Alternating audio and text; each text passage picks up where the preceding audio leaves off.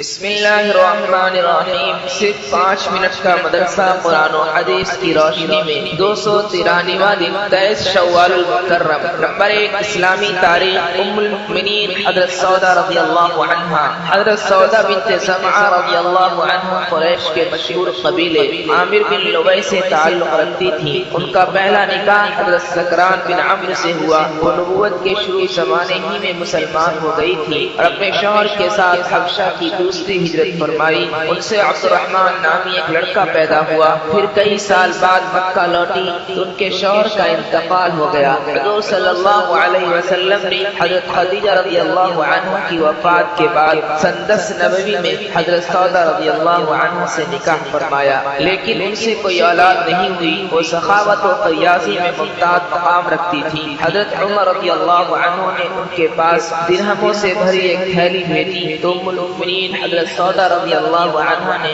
اسی وقت سب کو تقسیم کر دیا۔ اطاعت و فرما برداری کا یہ حال تھا تو حجۃ الوداع کے موقع پر رسول اللہ صلی اللہ علیہ وسلم نے اپنی تمام بیویوں کو مخاطب کر کے فرمایا، تم میرے بعد گھر میں بیٹھے رہنا۔ چنانچہ وہ اس حکم پر شدت سے عمل کرتی ہوئی فرماتی تھی کہ میں حج و عمرہ کر چکی ہوں، اب اللہ اور اس کے رسول کے حکم کے مطابق گھر میں بیٹھی رہوں گی۔ ان سے کچھ احادیث بھی مروی ہیں۔ انہوں نے حضرت عمر رضی اللہ عنہ کے دور خلافت میں ذی الحجہ سن 23 ہجری میں مدینہ منورہ میں وفات پائی۔ نمبر 2 اللہ کی قدرت، لقمے کی حفاظت۔ اگر ہمیں کچھ کھانا ہوتا ہے تو اس کو ہم اپنے ہاتھوں کے ذریعے اٹھاتے ہیں۔ انگلیوں کے چھونے سے احساس ہو جاتا ہے کہ کھانا گرم ہے یا ٹھنڈا۔ پھر لقمہ منہ کی طرف لے جاتے وقت آنکھیں دیکھ لیتی ہیں کہ کھانے میں کچھ خرابی ہے یا نہیں، اور آگے آتا ہے تو ناک سے سونگھ لیتا ہے کہ کھانے میں بدبو تو نہیں آ رہی ہے، اور پھر جیسے ہی وہ منہ میں رکھتا ہے تو زبان اس کا ذائقہ بتا دیتی ہے اور اس کے ٹھنڈے اور گرم اچھے برے ہونے کا احساس کرا دیتی ہے۔ اتنی حفاظت سے گزر کر ایک صاف لقمہ ہمارے پیٹ میں جاتا ہے۔ اللہ تعالیٰ نے اپنی قدرت سے لقمے کی حفاظت کے لیے کس طرح انتظام فرمایا ہے۔ نمبر 3 ایک فرض کے بارے میں، دین میں نماز کی اہمیت۔ رسول اللہ صلی اللہ علیہ وسلم نے فرمایا، دین بغیر نماز کے نہیں ہے۔ نماز دین کے لیے ایسی ہے جیسے آدمی کے بدن کے لیے سر ہوتا ہے۔ نمبر 4 ایک سنت کے بارے میں، عشاء کے بعد 2 رکعت نماز پڑھنا۔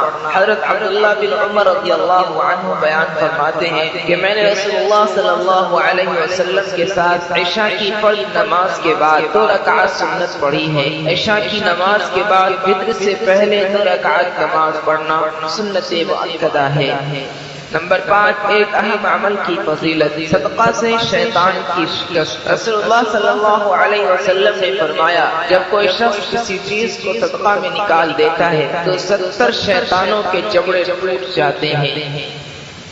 نمبر 6 ایک گناہ کے بارے میں، نماز کا چھوڑنا۔ رسول اللہ صلی اللہ علیہ وسلم نے فرمایا، نماز کا چھوڑنا آدمی کو کفر سے ملا دیتا ہے۔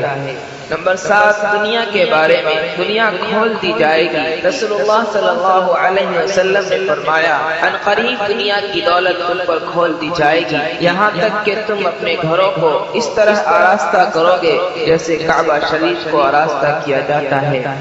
نمبر 8 آخرت کے بارے میں، اہل جنت کی شراب۔ قرآن میں اللہ تعالیٰ فرماتا ہے، ان اہل جنت پر چاندی کے برتن اور شیشے کے پیالے پیش کیے جائیں گے۔ وہ شیشے چاندی کے ہوں گے جن کو بھرنے والے خادموں نے مناسب انداز سے بھرا ہوگا، اور ان کو ایسی شراب کے جام پلائے جائیں گے جس میں سونٹ کی ملاوٹ ہوگی۔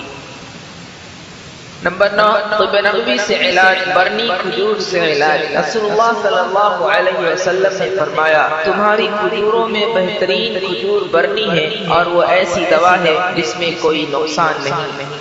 نمبر 10 قرآن کی نصیحت۔ قرآن میں اللہ تعالیٰ فرماتا ہے، اے ایمان والو، تمہارے باپ اور بھائی اگر ایمان کے مقابلے میں کفر پسند کرتے ہو تو تم ان کو اپنا دوست نہ بناؤ، اور تم میں سے جو شخص ان سے دوستی کرے گا تو وہی ظلم کرنے والے